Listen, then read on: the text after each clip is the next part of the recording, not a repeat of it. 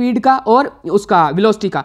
अगर आप डिस्टेंस को टाइम से डिवाइड करते हैं ना, डिस्टेंस को टाइम से डिवाइड करते हैं, यानी कि rate of change of distance is called speed, उसको हम स्पीड बोलते हैं। और उसका अगर डिस्टेंस निकालना है तो स्पीड को टाइम से मल्टीप्लाई कर दो, ये हम पीछे उसमें डिफरेंस में फॉर्मूला देख चुके थे। तो ये है स्पीड।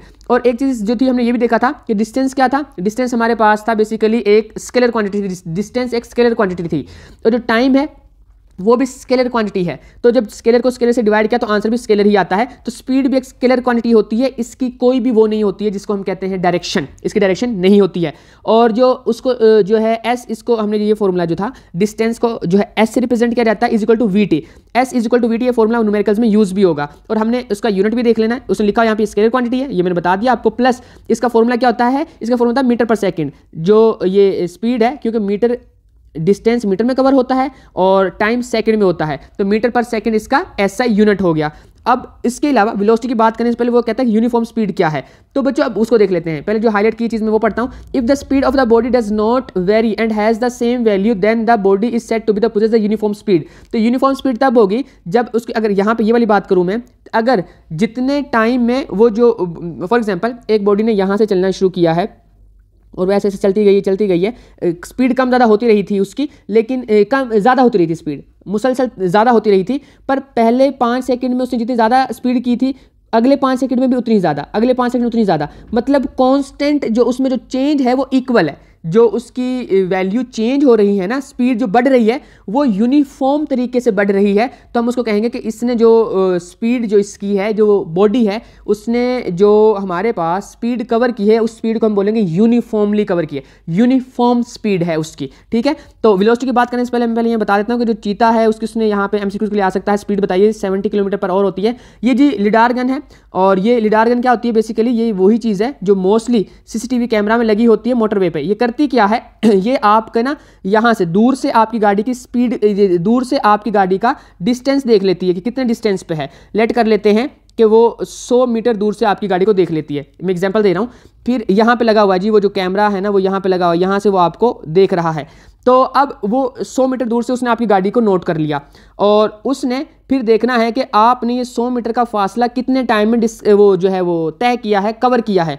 लेट कर लेते हैं आपको इसको कवर करने में लगे 5 सेकंड। मैं लेट कर रहा हूँ, सारा डेटा मैं लेट करके चल रहा हूँ, 5 सेकंड। तो वो आपकी स्पीड इजीली निकाल लेगा। कैसे, स्पीड का फॉर्मूला पढ़ा था ना, S divide by T. S कितना है 100, उसको डिवाइड किसने करना है 5 से, तो 20 मीटर पर सेकंड आपकी स्पीड थी। सही है। तो अगर आपकी स्पीड जो होती है वो उस स्पीड लिमिट से ज़्यादा होती है तो आपका चालान वगैरह हो जाता है, और अगर आपकी स्पीड ठीक होती है तो आपको कुछ नहीं कहा जाता है। ये आपने ये मतलब मोटरवे पे ये वाली टेक्नोलॉजी यूज़ करके, यहाँ पे भाई जो मोटरवे पे कैमरे लगे हुए हैं ना, जो आपका चालान कर रहे होते हैं, ओवर स्पीडिंग बता रहे होते हैं, वो इसी प्रिंसिपल पे काम कर रहे होते हैं। मैं ये बताना चाह रहा हूँ बच्चों। आगे आ जाते हैं हम, आगे है जी वेलोसिटी। वेलोसिटी में हम वही चीज़ कहेंगे, पर इसमें रेट ये है rate of displacement of the body, या इसको हम ये बोलते हैं rate of change of displacement, या time rate of change of displacement, कुछ मर्जी बोलो। मतलब डिस्प्लेसमेंट में चेंज को हम वेलोसिटी बोलते हैं, और विद रिस्पेक्ट टू टाइम, यानी कि डिस्प्लेसमेंट को टाइम से डिवाइड कर दो तो हमारे पास क्या आ जाएगा, हमारे पास वेलोसिटी आ जाएगी। और वेलोसिटी को वी से रिप्रेजेंट करते हैं, डिस्प्लेसमेंट को डी से और टी से। बच्चों ये बोर्ड में लिखा हुआ है ना, उसने बुक ने क्यों लिखा हुआ है, क्योंकि ये वेक्टर क्वांटिटीज़ हैं और टाइम स्केलर है, उसको उसने नॉर्मल जिस तरह से वो बाकी वर्ड्स लिखे हुए हैं उस तरह से लिखा हुआ है। जिसको बोल्ड किया हुआ है, जिसको ज़्यादा मतलब वो मोटा करके लिखा हुआ है, वो वेक्टर क्वांटिटीज़ हैं। तो अगर डिस्प्लेसमेंट कभी निकालना पड़ जाए आपको तो वेलोसिटी को टाइम से मल्टीप्लाई कर दो, और अगर वेलोसिटी निकालनी पड़ जाए आपको किसी न्यूमेरिकल में तो डिस्प्लेसमेंट को टाइम से डिवाइड कर दो। अगर डिस्प्लेसमेंट है तो वेलोसिटी को टाइम से मल्टीप्लाई करना होता है। तो ये हमारे पास आ जाएंगे जी फॉर्मूले, और वो कहते हैं ऐसे यूनिट जो है वो सेम है उसका, वो क्या है, जैसे स्पीड का वो मीटर पर सेकंड है, पर जो ये हमारे पास है ना वेलोसिटी, ये वेक्टर क्वांटिटी है। बच्चे इनके कुछ डिफरेंस यहाँ पे मैंने लिखे हुए हैं, पता नहीं आपको मोबाइल पर अगर आप देख रहे हैं वीडियो तो शो होंगे कि नहीं प्रॉपरली, ये मुझे इसका आइडिया नहीं है क्योंकि बहुत छोटा लिखा हुआ है, पर मैं रीड सारे कर देता हूँ आपके लिए ताकि आपको आसानी से समझ आ जाए। बच्चों देखो, डेफिनेशन तो हमने पढ़ ली है कि जो वेलोसिटी होती है वो होती है वो यानी कि डिस्टेंस की चेंज को कहते हैं, यानी कि डिस्टेंस को टाइम से डिवाइड कर दो हमारे पास वेलोसिटी आ जाती है।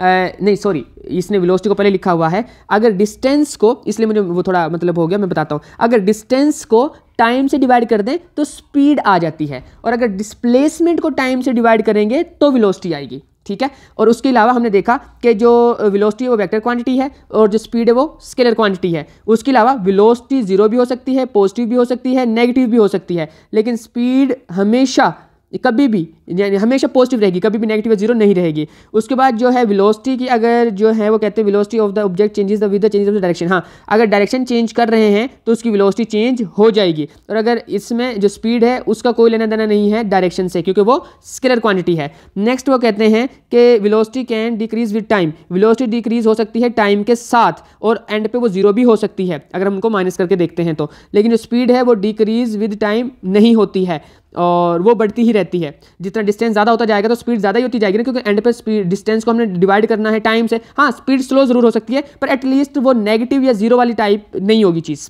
नेक्स्ट हमारे पास है कि एन ऑब्जेक्ट में possess the different velocities but the same speed. हाँ, ऐसा हो सकता है कि एक ऑब्जेक्ट जो है उसकी स्पीड सेम रहे पर वेलोसिटी चेंज होती रहे। ये सर्कुलर मोशन में ऐसा होता है, सर्कुलर मोशन में ऐसा ही होता है, याद रखिएगा। और क्योंकि उसकी डायरेक्शन चेंज होती रहती है तो उसकी वेलोसिटी चेंज होती रहती है। स्पीड सेम रहती है और कभी कभी स्पीड और वेलोसिटी कहते हैं इक्वल भी होती है। हाँ, जब कोई चीज़ स्ट्रेट लाइन में मूव कर रही है, अगर लीनियर मोशन कर रही है, क्योंकि उसका डिस्टेंस और डिस्प्लेसमेंट सेम होगा तो स्पीड और वेलोसिटी भी सेम होगी। इसका मीटर पर सेकंड होता है यूनिट, इसका भी मीटर पर सेकंड होता है। ये चीज़ हमारे पास हो गए कुछ डिफरेंसेस किस चीज़ के, स्पीड के और वेलोसिटी के।